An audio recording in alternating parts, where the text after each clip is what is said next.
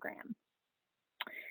So thank you so much to Leora and Elizabeth for participating and providing your expertise on this extremely important topic.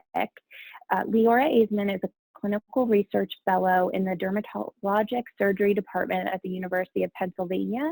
She's also pursuing her medical degree at George Washington University. Leora's research interests include patient outcomes and quality of life following Mohs surgery. She is working with Dr. Shin, Trio, and Gift of Life to increase Penn's community outreach and education efforts within the Philadelphia transplant community. So thank you, Leora. And Elizabeth is a nurse practitioner specializing in dermatology.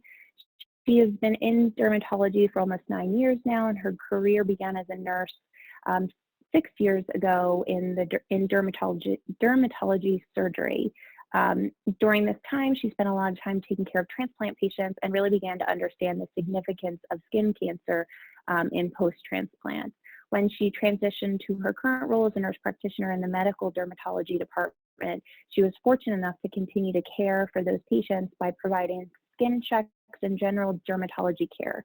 In this role, she's able to counsel transplant patients on the importance of sun protection measures and routine skin checks, provide education related to the prevalence and prevention of skin cancer, and provide recommendations for the overall skin health. She's very lucky to work, she feels very lucky to work closely with an amazing transplant dermatology team, including Dr. Shin, Dr. Steele, and nurse practitioner Naomi Herr. So I will turn it over to both Elizabeth and Leora now. So thank you. Thank you. Thank you, Talia, for the introduction, and thank you for Jim as well. So my name is Beth Hayward. I am a nurse practitioner, as Talia had mentioned, in the dermatology department. Today, I'm going to go over kind of basics on skin cancer after transplant, what to know, and how to protect yourself. So like Talia had mentioned, I'm part of the high-risk skin cancer clinic for organ transplants. So with that being said, we'll get started. So skin cancer is the most common malignancy after transplant. The general US population lifetime risk of skin cancer is about 1 in 5. But for transplant population, the risk of skin cancer is actually 50% of white transplant patients will develop skin cancer. That's pretty high. So key ingredients to caring for your skin. So know your risk for skin cancer, know how to prevent skin cancer, and know how to detect skin cancers. So know your risk for skin cancer. So it does start with kind of your skin type. So, you know, we counsel patients, transplant patients, and non-transplant patients that your skin type does play a pretty significant role. So in this population, you can see if you, Leora, just advance. So the girl with the reddish hair, light complexion, so fair skin has a higher risk for skin cancer in general. We can advance. And then of these people, which would be most likely to have skin cancer? So in this population, it would be the risk for skin cancer increases as we age. So as you see, the woman on the right is of an older age. She has light hair, light skin, light eyes, so she would be at most risk. So skin cancer develops at a much younger age in transplant recipients, so up to 20 to 40 years before the general population. So out of these two patients, who is more likely to get skin cancer? The 63-year-old nun or the 63-year-old farmer? So the history of sun exposure in the farmer increases the risk for him. So you can see a lot of kind of the background sun damage on the farmer here on the right. So transplant patients have additional unique risk factors for skin cancers. So your risk of skin cancer is related to 3 things: the type of organ transplant, the age at transplant, and the type of immunosuppressive medications that you're taking. So the type of transplant affects the risk for skin cancer. So heart is actually at highest risk, then kidney, and then lung, and then finally liver. So age at transplant also plays a role. So the time to the first skin cancer development.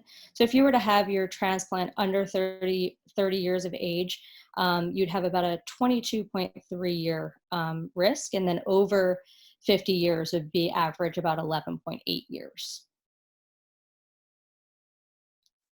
So immunosuppression. So this is a big part of development of skin cancers, and we counsel patients pretty highly on this. It's something that you obviously cannot control, and you need these immunosuppressive medications to keep your kidney kind of or your transplant alive and well. But all immunosuppressions indirectly increase skin cancer formation. So it is important to discuss this regimen with your transplant doctors. So your risk of skin cancer is related to, again, type of solid organ transplant, the age at transplant, and the type of immunosuppressive medications. The longer duration that you're on these immunosuppressive medications, the higher the risk, and also the higher the dose, the higher the risk. So decreasing your risk for skin cancer. So this is really important, and we counsel all patients to stay safe in the sun, and we'll kind of go over what that means and some recommendations. So, so the fundamentals. So UVA, UVB, these, and UVC. The sun emits all of these ultraviolet light. So short-term effects of ultraviolet light, tanning and sunburn. Long-term effects, premature aging, dark spots, wrinkles, and obviously your increased risk for skin cancer. So compliance with sun protection measures is extremely important in organ transplant recipients, especially in patients over 50 years of age and in men. So real example of a patient that is a what we call frequent flyer in the Mohs department is 65-year-old kidney transplant recipient on Prograf and prednisone. Worked on a ferry, so he was outside, for his career transporting tourists, and he had over 50 skin cancers. So which is the most effective way to protect your skin from the sun? Avoiding sun exposure, sun protective clothing, or sunscreen. So it would be avoiding sun exposure. UVB intensity peaks from 10 to 2. So those are hours that you would ideally want to stay out of the sun. And you can see here, avoiding those peak hours. So if you can do the things that you enjoy to do outdoors during the 6 a.m. to 10 a.m. or 2 p.m. to 8 p.m., that would be ideal.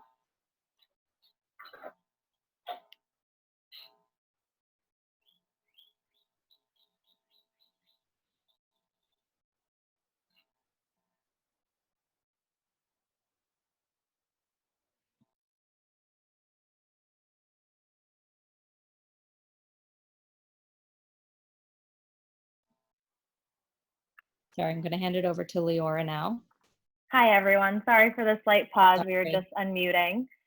So Beth mentioned the most important thing to do to protect yourself from the sun is to avoid it if you can, but we understand that that's not always realistic and practical. So there are some other methods for protecting yourself. A good phrase to remember is slip, slap, slop, and wrap. And that stands for slip on a shirt, slap on a hat, slop on sunscreen, and wrap on sunglasses to protect your eyes and the sensitive skin around them. So in the next few slides, we'll just discuss a little bit about sun protective clothing and sunscreen and sprays. So sun protective clothing, there are a number of benefits to using this as opposed to sunscreen. For one, once you put on the clothing, it's there, it'll last all day. You don't have to worry about reapplying it, and it's not oily or messy or greasy. It's often less expensive because once you buy it, you can use it for multiple seasons. And also, as sun protective clothing is gaining popularity, brands are also making the clothes more fashionable, and they're also releasing clothes not just for lounging in the beach, but also for exercising outside and playing sports. So you're probably familiar with the term SPF, but sun protective clothing goes by UPF, which is ultraviolet protection factor. And this is just similar to SPF, but specific for fabrics. So you can see here the best UPF is 40 or 50 or greater, because that's going to block about 98% of the sun. But even clothing with lower UPFs have a pretty good protection. So the reason we started by talking about sun protective clothing rather than sunscreen is because it is more effective.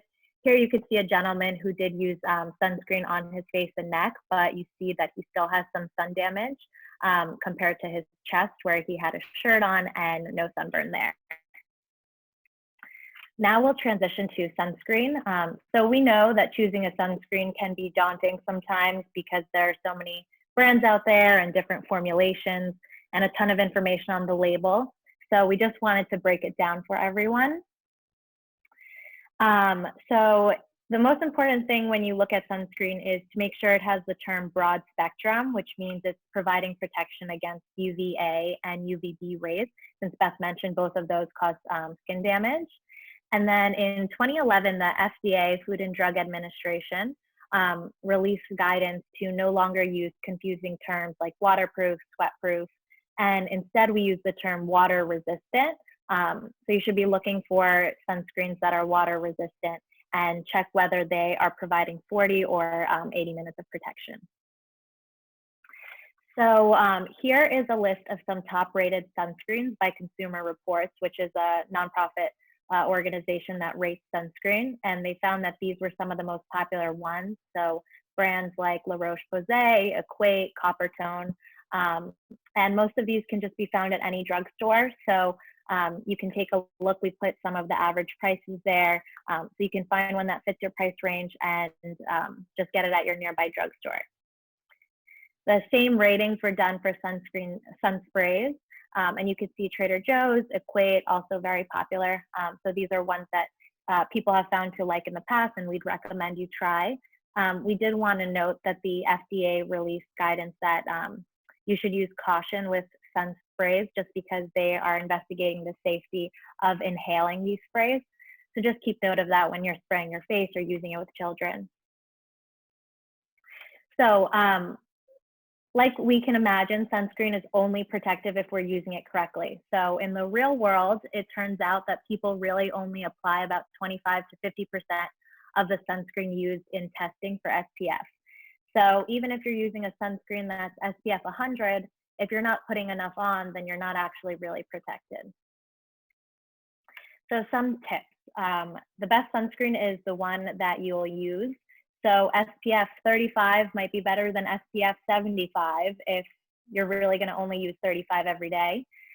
You should apply sunscreen 15 to 30 minutes before you go outside to give that sunscreen some time to sink into your skin. Apply it liberally. A good rule of thumb is 1 teaspoon per body part. And make sure to reapply it at least every 2 hours or sooner if you're sweating or swimming.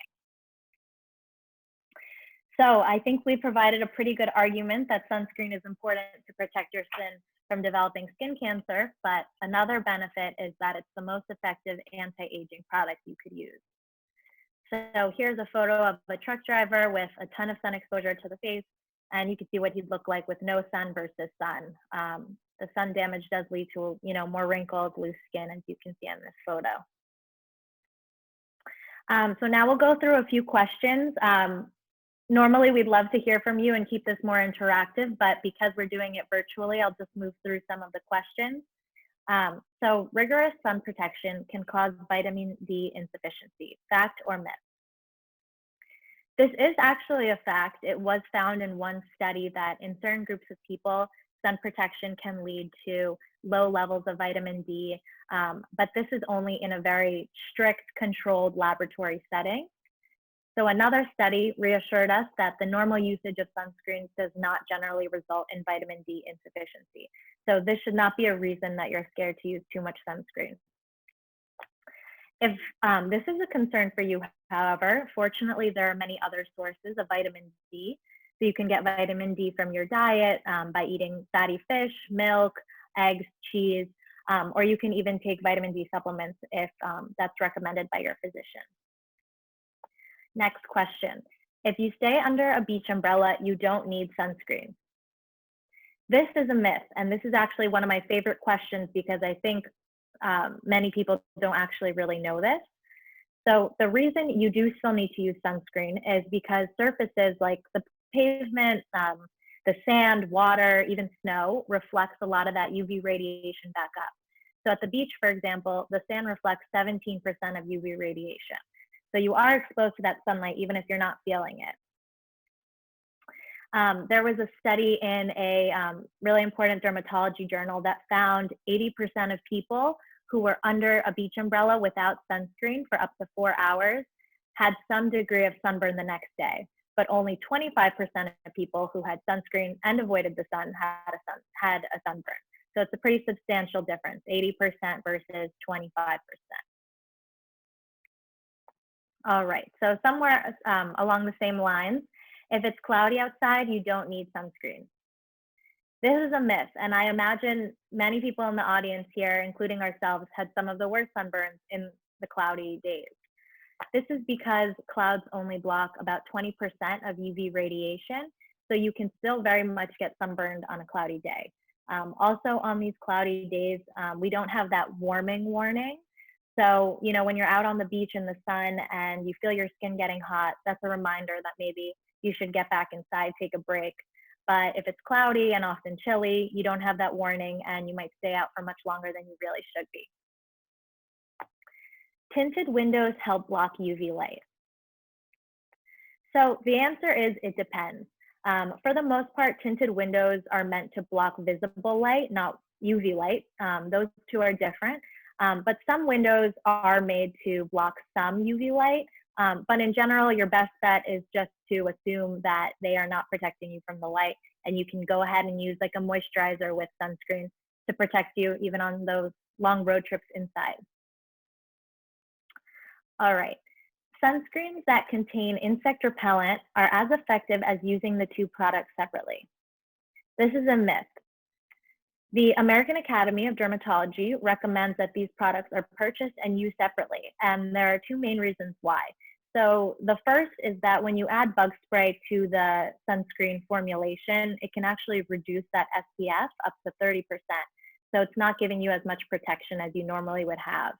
And the second reason is that the sun can actually increase the toxicity of bug spray. So you really don't want to be putting as much bug spray as sunscreen on. You want to limit the amount of bug spray that you're putting on your skin. So some tips to follow is to apply sunscreen first and then bug spray. Sunscreen should be applied generously and often, whereas insect repellent should be used sparingly and much less frequently. All right, so just to wrap up a few of the things we mentioned about staying safe in the sun, the most effective way is to avoid the sun. But if you can't do that, then a good start is to just try and avoid peak hours between 10 a.m. and 2 p.m. When you are out in the sun, the best thing to do is to wear sun protective clothing for long-lasting protection. But sunscreen is also really important. So when buying a sunscreen, try to get one that's broad spectrum, over SPF 30, and water resistant. And again, the best sunscreen is the one you'll use. So now that we've talked about how to protect yourself from the sun, we're going to move on to detecting skin cancers so that you can detect any lesions if they've already developed. The reason we want to talk about this is because early diagnosis can truly save lives. Almost all skin cancers start at an early curable stage, so it's really important to catch them early before they cause further damage. So we'll go over the three main categories of skin cancer and how you can find them on your own body. So we'll start with squamous cell carcinoma. This is the type of skin cancer that is the most common in transplant recipients. So this is what we see most commonly. And it's because it's 65 times more common in transplant recipients than the general population. So this type of skin cancer often starts with a precancer bump. So as you can see on the bottom left, they sometimes first develop from a pink, red, or brown spot with a rough surface. And sometimes you can actually feel these more so than you can see them. And if they're not treated or removed, they can then develop into a full-blown squamous cell carcinoma, as you can see on the right. So these usually look pink and scaly, and they're often in sun-exposed areas, so your face or your hands, but they can be elsewhere as well. And these are really important to detect because they act a bit more aggressively in transplant recipients as well. Another type of skin cancer that we see often is called basal cell carcinoma. And you can see by the picture here that it looks a little bit different than the previous photo. This skin cancer is 10 times more likely in transplant recipients. And it usually looks like a shiny pink bump or patch. And it's often in similar areas, like where the sun hits your face, your hands, but again, it could be anywhere. And sometimes you can actually notice these if you have like a wound that is bleeding or crusting repeatedly and just isn't healing, that can actually be a skin cancer in disguise. All right, so now melanoma. This is the most dangerous and deadly skin cancer for all people, not just transplant recipients. But fortunately, it's not as common in the general population or transplant recipients. So it's only 4 times more common in this group. And the way you can see these is by looking for any irregular brown spots, as you can see in the figure here, or a changing mole. So this is a mole that's growing in size or changing color, or sometimes we use the term ugly duckling, which means a mole that just like looks really different from everything, from all the other moles on your body. It's good to keep track of those. So we recommend doing self-exams. You are your best first line of defense. You know your skin probably better than anyone else. And it's important to get familiar so that you can find these skin cancers early on if they develop. So all you need for a self-skin exam is a mirror in front of you and a hand mirror. And we recommend doing this every month. So there's really no standard way to do it. The best way is the way you'll remember.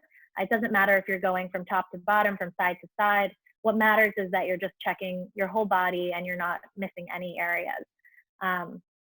So as we mentioned, the skin that is exposed to the sun is often where we find skin cancers, but they can develop anywhere. So it's really important to check other sometimes neglected areas, such as the underarms, the palms and soles, fingers and toenails, and also the back, buttocks, and genital area.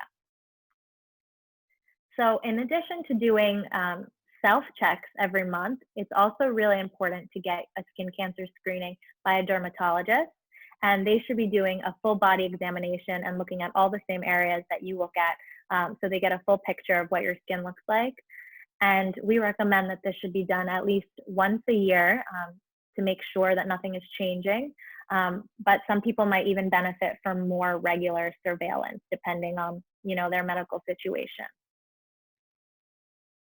So our take-home message, this presentation isn't to instill fear in anyone. It's really actually to empower you all and to have everyone realize that you really do have the ability to decrease your risk for skin cancer by protecting yourself from the sun.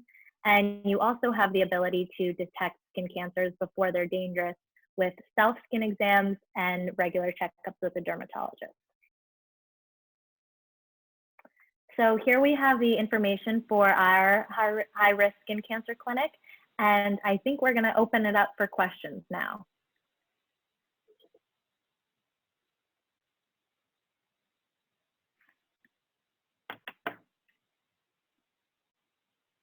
Hi, Talia, I think you're muted.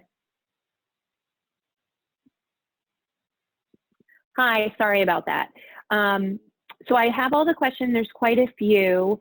And I'm going to unmute, Elizabeth's unmuted, and I'll try to unmute the rest of your team as well. But the first question came in by email before the group started. So someone had asked, what are thick, dry skin spots that are scab-like, which occur on the scalp? Should they be treated and how? So as far as some of the Go ahead, Beth. on the scalp, so they could be a variety of different things. They could be just benign lesions or a benign kind of scaly condition that can happen on the scalp sometimes. But they could also be precancers or early squamous cells or a full-blown squamous cell. So that should be evaluated by a dermatologist. And if they don't have one already, we can help to get that patient in. The transplant teams within Penn are really great about referring these patients if they haven't seen a dermatologist, but really they should be evaluated for these spots. Okay, great. Thank you. And the other question that came in by email, which I brought up a little earlier to you guys before it started, was do you know of any sunscreens that don't leave an orange stain on white clothing? And this person has well water, and potentially maybe that could be the cause. Yeah, we were briefly discussing this earlier. We weren't exactly sure if it's a relationship with the well water. I would say a good place to start is those sunscreens and sun sprays that we listed. But if none of those are working for you, then protective clothing could be a really good option. They will definitely not leave any stains. Okay, great, thanks. And actually, someone had a follow-up question to the first question was, as far as those scabs or spots they might see, would there be pain associated with them, or could they potentially be warm to the touch? So pain sometimes can come with skin cancers. There are different symptoms that people have. Sometimes patients don't have symptoms at all. So, but pain is definitely a symptom that we hear pretty frequently: bleeding, itching, things like that. Again, I think it's something worth being evaluated. Again, like skin cancers or precancers, they don't go away. So regardless if it's benign or not, it should be evaluated. Great. And someone asked, and maybe you could do this while we're asking, or we're going through the question, could you go back to the presentation that showed the sun protection, the sunscreen recommendation, so people can see that again? Yeah. And this will still be available on all of our websites afterwards, but for those of you who might be taking notes now, they'll put that back up. So another question that was put into the chat box was, are you aware of the risk in lung transplant patients? I can take this question. This is Thuzar Shin. So I did see that question. I think it's a really great question. So when we talk about risk factors, it's really important for us to not take each risk factor in isolation. So, lung transplant. So the reason why sometimes the numbers that you see on some of our slides don't always have every single type of transplant, it's because there's so many different studies that are done on different transplant populations. They only do it on kidney patients because there's so many kidney recipients. Sometimes they only do it on heart transplant recipients. So it's sort of an aggregate data pool, and it includes patients from many different age groups. So it's as young as 18 all the way, to their 70s, all different types of transplants, and then a lot of patients with, different skin types and prior history. So it's sort of a hodgepodge group that we study. So specifically for lung transplant patients, we do consider that as a higher risk group, similar to if you saw that one slide that Beth showed, that it's really heart and lung. We usually group them together as a thoracic organ. So many times in studies they're grouped together as a thoracic organ, mainly because those two organs are pretty intensely suppressed with medications. Most of the time, those patients are on, double at least, if not triple immunosuppressive therapies. And kidney also, we also know that is also intensely immunosuppressed. I would say in contrast to liver, which sometimes a lot of liver transplant patients are managed just on tacrolimus alone. So I would say lung, I would group in with the heart transplant recipients in terms of the risk. But I would say just because you have a lung transplant doesn't mean you're guaranteed to get a skin cancer. I would, when you come in for our assessment, we always kind of take a whole picture into consideration. So I would say the most important or the biggest risk factor for developing a post post-transplant skin cancer is having a skin cancer prior to your transplant. So that's for all organ types. We also take into account, obviously, your gender and your age, and then really how much skin or sun damage that you've accumulated over the years as well.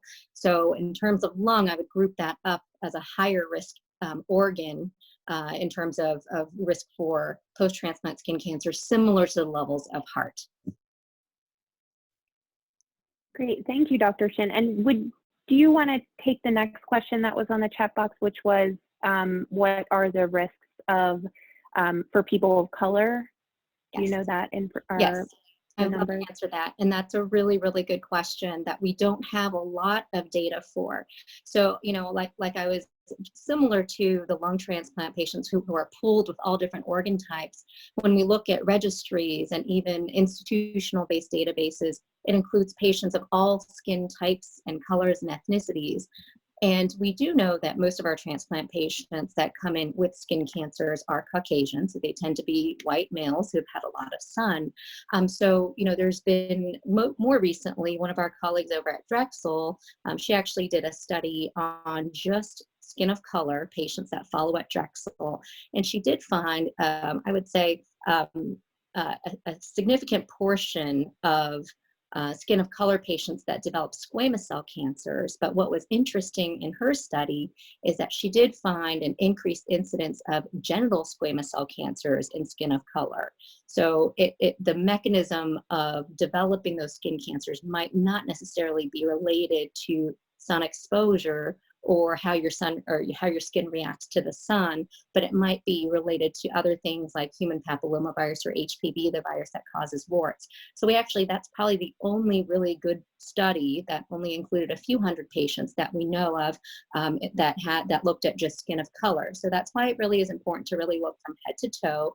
And we, in the absence of any really evidence-based guidelines, we recommend screening everybody at least once a year, and sometimes that can be less frequent depending on kind of how your skin assessment goes. If you really have zero risk factors, no lesions of concern, and you've never gotten a sunburn, you have no sun damage, and we might have you come back in 2 years.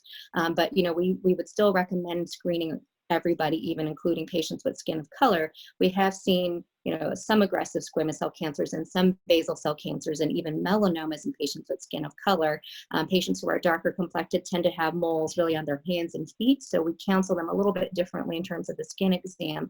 And I would say one of the most important things about what we ask you when you come in for your visit is how your skin reacts to the sun.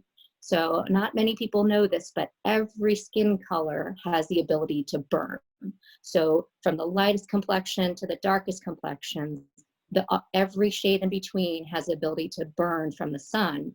And so that's a really important question for us to assess how your skin really kind of reacts to the sun, because there are some conditions and some medications that do increase your risk for sunburn and sensitivity to the sun, regardless of what color your skin is. Great, thank you so much, Dr. To touch on that just a little bit, I was also looking at a recent article about this, and it might actually have been the same one. And whereas the risk in white transplant recipients nears like 50%, in non-white transplant recipients, it's one study said it's less than 10%. But this group also has reported having less skin cancer education and screening. So even if the risk is lower, it's still really important to increase awareness and not to think that the color, that darker colored skin is less at risk, because everyone needs to be, checking the health of their skin and making sure they're finding any skin cancers at an early stage. Great, thank you, Leora. So should a transplant patient be seeing a dermatologist who specializes in transplant, or can they see any dermatologist? I can answer that. So I would say it depends. So the expert consensus guidelines do recommend that a skin cancer screening be performed by a dermatologist. And I would say, whether or not you need to come to our high-risk clinic depends on not just your risk factors, but sort of your history of skin cancer. So most of our I would say all of our medical dermatologists at Penn can do routine skin cancer screenings. And if you're only needing maybe 1 or 2 biopsies at a time, and you're not developing that many skin cancers, it's safe to follow with a medical dermatologist. The patients that really need specialized care are really the patients at highest risk for developing multiple or numerous skin cancers. So that's both, developing multiple skin cancers at one given visit, say they're called synchronous skin cancers, where you have multiple skin cancers developing at the same time. And then also patients who develop numerous squamous cells or basal cell cancers over time, meaning, we have one liver patient who I've seen him for the past maybe 4 years. He's developed over 100 over that period of time. So once you kind of pass a certain threshold, it would be helpful to follow with physicians that can both treat your skin cancer surgically, but also kind of talk about some strategies, such things that are called chemoprevention. There are medications that we reserve for patients that have the highest risk or the highest burden of skin cancers, namely squamous cell cancers. And it also helps if you have what we call a high-risk skin cancer. So high-risk skin cancer, meaning they're usually skin cancers that develop very rapidly, that are very that quickly grow to a large size, and that can grow deeply in the skin, and those have a higher tendency to spread to other parts of the body. And we tend to have to utilize what we call multidisciplinary care, and work with our colleagues in other surgical specialties and possibly radiation oncology or medical oncology to get those under control. Okay, thank you. And the next two sets of questions, I'm going to group them together. So the one is around the protection. So one person asked if what the effectiveness of ceramic window tinting is on their car, and then also for the sun protective clothing, does it lose any effectiveness after it's washed, like repeatedly washed? Beth or Leora, are you still there? I am not sure about ceramic window tinting. I would have to look that up, and I'm sure there's some type of manufacturing information online. But even if there is, I don't think that the protection would be as strong as some of these other options. So I don't imagine that it's like blocking 98% of rays. So I think that you would still benefit from wearing sun protective clothing or sunscreen. And then in terms of the clothes, multiple wears, I have not seen any information that it loses its protection. But I have heard of like certain brands recommending certain types of detergents. So I think that before you go ahead and purchase any clothing, you should dig a little deeper into their website, or if you're buying it in person, with a store representative and ask. But in general, I think that you could get, a few seasons out of those clothes. Yeah, I would recommend reading the label. Some of the manufacturers. So the UPF is related not just to the material itself, but also how dense the weave is. And there are some detergents that you can wash your clothes in to get some SPF or UPF into it. So it might be slightly different from garment to garment. So just making sure that you read the label, and then definitely following the instructions, because putting in the dryer might compromise the integrity of the garment. And then in terms of the window tinting, I would ask whoever put the tint on for you, you might want to ask the breakdown between UVA and UVB blockage, because it might be different, just like Leora alluded to, that the UVA and UVB rays, they are different wavelengths, and not all of the window tints block both in sort of the same fashion. So you might want to specify or ask, because they may say it's 100% UV protective, but they may be only referring to UVB. It's only in the recent, couple decades that we've really also turned our focus to UVA in terms of its ability to cause DNA damage and skin cancer.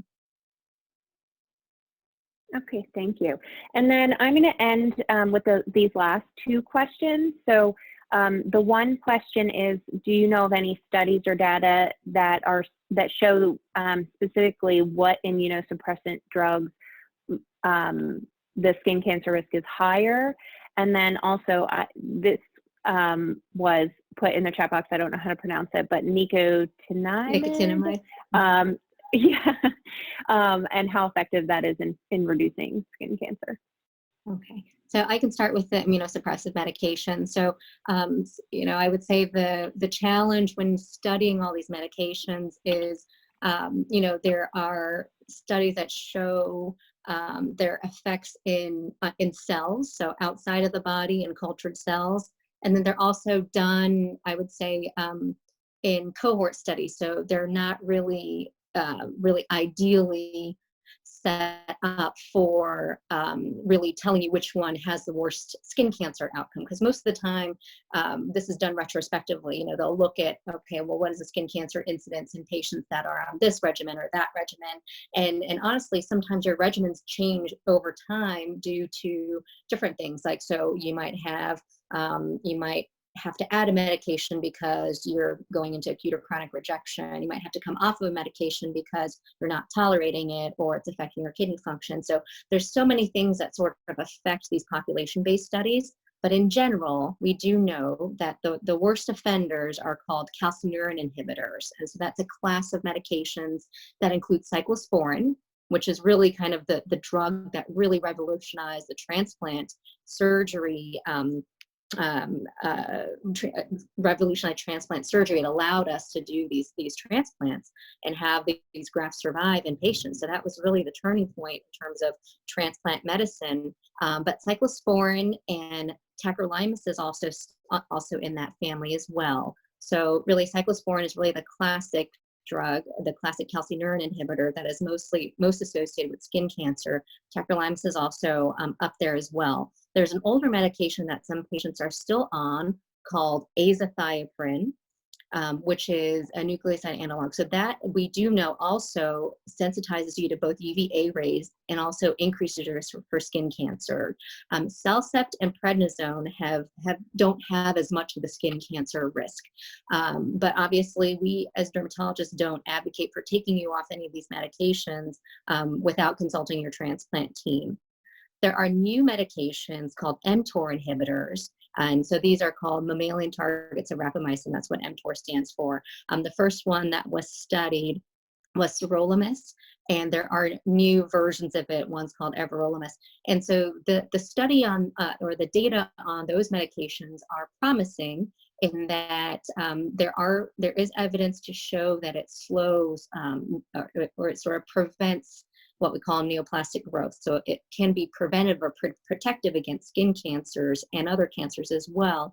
I would say there's conflicting data depending on which population was studied and when the exposure to the medication was done or was given to the patient. So and it's gone both ways. So there's some studies that show that it's protective.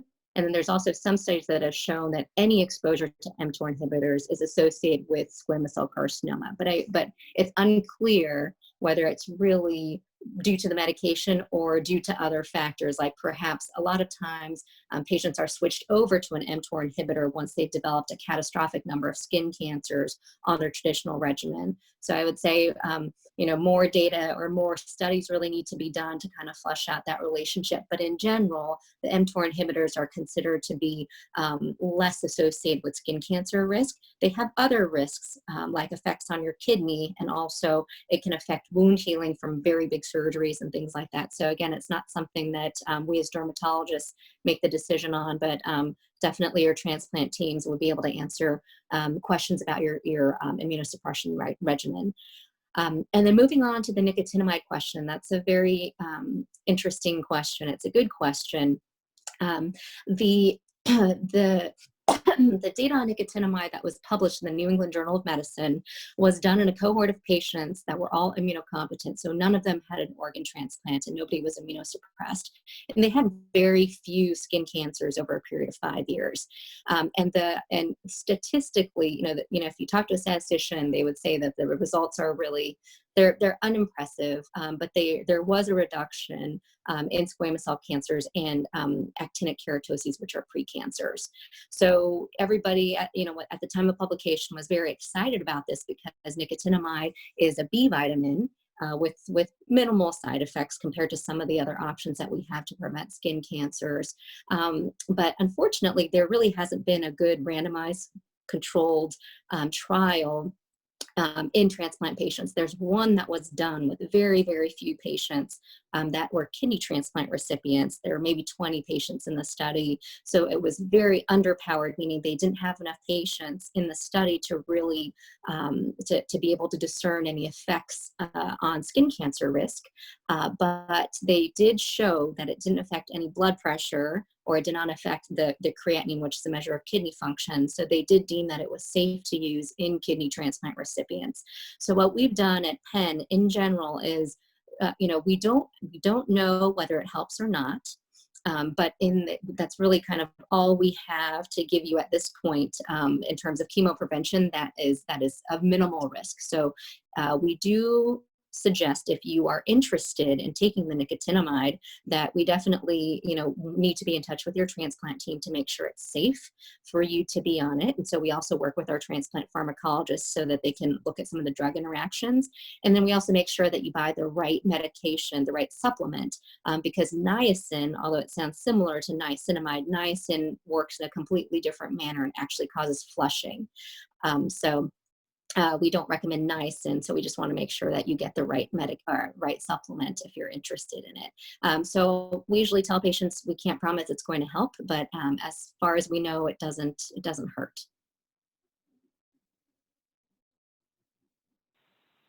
Great, thank you so much. So that is it for the presentation today.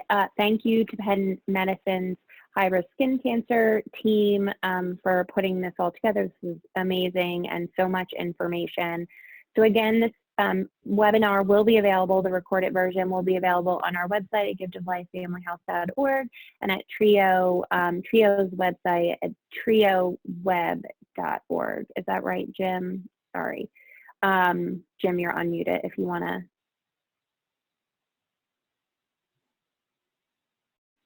I'm not sure what's going on. So Jim did put it in the chat box also, where it'll be saved, and there's lots of other resources for patients available on their website as well. So that's it for today. Thank you so much for everyone. Oh, I did get it right. Thank you very much. Oh, okay, great. Thanks, Jim. Thanks again for everyone who participated, and thank you, Penn Medicine, and hope everyone stays safe. Thanks. Thank you so much. Thank you.